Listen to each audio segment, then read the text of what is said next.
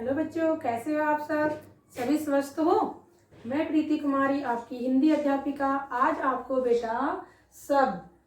आपको शब्द के बारे में पढ़ाऊंगी कि शब्द क्या होते हैं। इससे पहले की क्लास में भी हमने मात्राएं पढ़ी थी। हमारी जो मात्राएं थी और जो अन्य जो वर्ण होते हैं उनके ऊपर जो चिन्ह लगते हैं, उन सब के बारे में इससे पहले क्लास में हमने डिस्कस कर लिया है। आज की क्लास में हम पढ़ेंगे शब्द कि शब्द कैसे बनते हैं। तो आपके जो ये शब्द होते हैं, हिंदी भाषा में वर्णों के मेल से शब्द बनते हैं। क्या होता है बेटा? हिंदी भाषा में वर्णों के मेल से शब्द बनते हैं। अब शब्द कैसे बनते हैं? स्वर स्वरों के साथ या व्यंजनों के साथ मिलकर शब्द बनाते हैं। क्या होता है बेटा? जो स्वर होते हैं आपके, स्वर स्वरों के साथ या व्यंजनों के साथ मिलकर शब्द बनाते हैं। अब वर्णों, ये नहीं है कि वर्णों को किसी भी क्रम में लिख दिया जाए। वर्णों को किसी के साथ भी किसी का भी मेल कर दिया जाए तो आपके शब्द बन जाएंगे। ऐसे शब्द नहीं बनते हैं। शब्द बनाने के लिए वर्णों का एक निश्चित क्रम होना चाहिए और निश्चित क्रम में जुड़ने के साथ साथ उनका अर्थ भी निकलना चाहिए। क्या होता है बेटा? शब्द किससे बनते हैं? वर्णों के मेल से बनते हैं। उसमें स्वर स्वरों के साथ या व्यंजनों के साथ जुड़कर शब्द बनाते हैं। और वर्णों का जो क्रम है, वर्णों का जो क्रमानुसार जब मिलना होता है, जब हम जोड़ते हैं तो क्या होना चाहिए? उनका निश्चित क्रम होना चाहिए और निश्चित क्रम में जुड़ने के साथ साथ उनका सार्थक अर्थ भी निकलना चाहिए। उसे हम क्या कहेंगे? शब्द कहेंगे। जैसे कि हमारे पास, जैसे अब लिखा है हमने यहाँ पर शब्द। वर्णों के सार्थक मेल को शब्द कहते हैं। शब्द किसे कहते हैं? वर्णों के सार्थक मेल को हम शब्द कहते हैं। जैसे सु प्लस र प्लस जय क्या बन गया? सूरज। अब आप सभी को पता है ये क्या है बेटा? ये सूरज का चित्र है और आप सब सूरज को जानते भी हैं। तो क्या है? आपको पता है सूरज क्या है? ये सार्थक, यहाँ पर वर्णों के सार्थक मेल से आपका ये शब्द बन गया। यहाँ पर शब्द क्या बन गया? सूरज। अब इसके बाद में देखिए, अगर हम जब सूरज जो शब्द है जिन वर्णों से बना है, अगर इनका हम क्रम बदल देते हैं, क्या कर देते हैं? अगर हम इनका क्रम बदल देते हैं, इनका स्थान अगर हम चेंज कर देते हैं तो क्या शब्द बनेगा? तो देखो सु। अब र के स्थान पर हमने क्या कर दिया? जय। और जय के स्थान पर क्या कर दिया? र। तो आपका शब्द क्या बन गया? सूजर। क्या सूजर कोई अर्थ होता है? कोई शब्द निकलता है? क्या आप जानते हैं सूजर किसको कहते हैं? तो क्या है, यहाँ पर वर्णों का क्या नहीं है? वर्णों का सार्थक मेल नहीं है, वर्णों का निश्चित क्रम नहीं है। इसलिए यहाँ पर आपके पास जो सूजर जो शब्द है, ये क्या है? ये आपका सार्थक शब्द नहीं है, इसका कोई अर्थ नहीं निकलता। इसके बाद में फिर देखिए, फिर हमने इनको चेंज कर दिया, इनका भी स्थान बदल दिया है। अब देखो, जहाँ सु लिखा था वहां जय लिख दिया, जहां पर जय लिखा हुआ था वहां हमने सु लिख दिया, और जहां पर र लिखा था वहां पर र यहाँ बाहर। तब क्या बन गया? जयसूर। क्या जयसूर कोई सार्थक अर्थ निकलता है?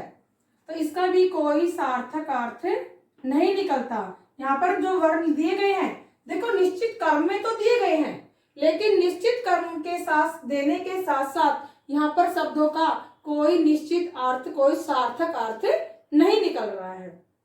अब उसके बाद में देखिए, जो शब्द होते हैं ये आपके दो प्रकार के होते हैं, मात्रा वाले भी होते हैं और बिना मात्रा वाले भी शब्द होते हैं। तो देखो पहले बिना मात्रा के शब्द। बिना मात्रा के शब्द कैसे होते हैं? जैसे बटन, कमल। अब यहाँ पर आप ये कहोगे कि बिना मात्रा ही नहीं है तो ये शब्द कंप्लीट कैसे हो गए? तो मैंने आपको पहले ही बताया था कि जो ए होता है, ए आपका सभी वर्णों व्यंजनों के साथ मिला हुआ होता है। बिना ए के हम किसी भी व्यंजन का उच्चारण नहीं कर सकते हैं। तो इनके अंदर किसकी मात्रा लगी हुई है? क्या है इनके अंदर? ए लगा हुआ है, ए इनके साथ जुड़ा हुआ है। और मैंने आपको जब मात्राएं करवाई थी तो उसमें बताया था कि ए की कोई मात्रा नहीं होती है। सिर्फ क्या होता है, अगर आप किसी भी वर्ण को, किसी भी व्यंजन को अगर आपको स्वर रहित दिखाना है तो उसके नीचे क्या लगा देते हैं हम? हलंत लगा देते हैं। लेकिन यहाँ पर आपके पास जो बटन और जो कमल यहाँ शब्द दिए गए हैं, इसमें ए यहाँ पर जुड़ा हुआ है, लेकिन हम उसको मात्रा के रूप में नहीं दिखा सकते। उसके बाद में देखिए मात्रा वाले शब्द, देखो चिड़िया, पेड़, यहाँ पर क्या है, चिड़िया और पेड़ में क्या लगी हुई है, मात्रा लगी हुई है। यहाँ पर च के साथ ई की मात्रा लगी हुई है, ड के साथ ई, आपकी जो हर्ष ई होती है उनकी उसकी मात्रा लगी हुई है च और ड के साथ। अब या के साथ किसकी मात्रा लगी हुई है, या के साथ आ की मात्रा लगी हुई है। अब पेड़ में पै की किसकी मात्रा लगी हुई है, ए की मात्रा लगी हुई है। तो देखो मात्रा वाले शब्द चिड़िया, पेड़ आदि, बिना मात्रा वाले शब्द बटन, कमल आदि। उसके बाद में देखिए आपका जो र होता है, र का अन्य रूपों में जुड़ना। अब देखो अगर आप वर्णमाला में लिख रहे हैं तो आप र ऐसे लिखेंगे, अगर व्यंजन के साथ लिख रहे, व्यंजन स्वर व्यंजन के रूप में है, यहाँ तो ये वर्ण के रूप में है, क्या है यहाँ पर, ये वर्ण के रूप में है। यहाँ पर जो लिखा है क्या है आपका, ये आपका व्यंजन है, क्योंकि इसके नीचे क्या नहीं है, हलंत नहीं है, तो ये क्या हो गया आपका व्यंजन हो गया यहाँ पर। अब देखो जो वर्ण के ऊपर लगता है, अब क्या होता है बेटा, देखो र व्यंजन के ऊपर भी लगता है, र व्यंजन के नीचे भी लगाते हैं हम, और उसके साथ साथ र का हम तो मूल रूप में भी लिखते हैं। तो र के कई प्रकार होते हैं, उनको हम कई रूपों में लिखते हैं र को हम। तो देखो जो वर्ण के जो ऊपर लगते हैं र, वो कैसे लगते हैं, जैसे पै, ए प्लस व प्लस तै, पर्वत। अब आपको ये देखना है कि जो र वर्ण के ऊपर लगता है यह क्या होता है बेटा, बोला पहले जाता है, लगता बाद में है। क्या होता है, जो र वर्ण के ऊपर लगता है, बोला पहले जाता है, लगता ये बाद में है। और उसके साथ साथ आपको ये भी देखना है कि आपके पास जो ये र होता है, जो वर्ण के ऊपर लगता है, ये क्या होता है, ये स्वर रहित रहता है। क्या होता है, देखो यहाँ पर भी मैंने हलंत लगाया हुआ है, तो ये क्या है, आपके पास यहाँ जो ये र दिया गया है यह स्वर रहित होता है।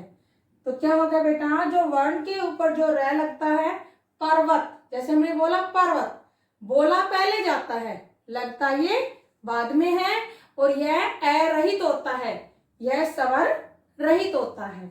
अब देखिए वर्ण के नीचे लगना, अब क्या है, देखो यहाँ तो क्या था, यहाँ पर तो वर्ण के ऊपर लग रहा था, अब क्या है, वर्ण के नीचे लगना। अब जब वर्ण के जब नीचे लगता है तो देखिए पै प्लस र प्लस स प्लस न। अब यहाँ पर देखो पै के नीचे हलंत लगा हुआ है, और श के भी नीचे हलंत लगा हुआ है। अब देखो यहाँ पर जो ये र होता है, ये पर्सन, तो क्या है, यह जहां पर भी लगेगा यह बोला जाता है, जैसे पै र, लेकिन देखो पै के बाद में बोला जा रहा है, लेकिन लगता कैसे है, ये पहले लगता है। जो वर्ण के नीचे जो र लगता है, बोला पहले जाता है, बोला बाद में जाता है, लगता पहले है। कैसे है, देखो पै र श न। अब आपके पास यहाँ पर जो श दिया गया है, ये भी क्या है, यह श भी आपका स्वर रहित है, इसलिए इसके नीचे क्या लगा दिया गया है, हलंत लगा दिया गया है। और आपको ये भी पता है कि जब स्वर रहित दिखाना होता है किसी शब्द के बीच में, अगर हम वैसे दिखा रहे हैं तो इसके नीचे हलंत लगा देंगे, लेकिन जब हम किसी शब्द के बीच में दिखाएंगे तो क्या कर देते हैं, हम इसकी आगे जो खड़ी पाई होती है इसको हम हटा देते हैं। तो क्या बन जाएगा, पैरशन पर्सन। यहाँ पर जो ये र होता है यह स्वर सहित होता है, असहित होता है।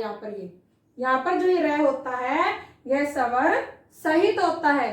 जो र वर्ण के ऊपर लगता है, जो र वर्ण के ऊपर लगता है वह स्वर रहित होता है, और जो र वर्ण के नीचे लगता है वह हमेशा स्वर सहित रहता है।